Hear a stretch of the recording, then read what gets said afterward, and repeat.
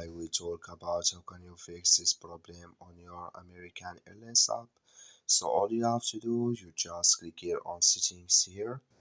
So then it's going to take you to this list here. So then all you have to do, just go down here, then you click here on apps, then come to apps list here, then here can you looking for American Airlines, just click on it or just click on search here, then add here American Airlines, just click on it. So then it's going to take you to this list. Click here on first stop, then you click here on OK. So then you go down, just click here on storage, come to storage list here, just click here on clear cache. Then all you have to do, so you just go to your Play Store, so you click here on Play Store, then you search for American Airlines. It's going to show for you like this. You will find here update, click on it, and it's going to work with you. That's all you have to do. Thank you for watching. Don't forget to support us by like and subscribe.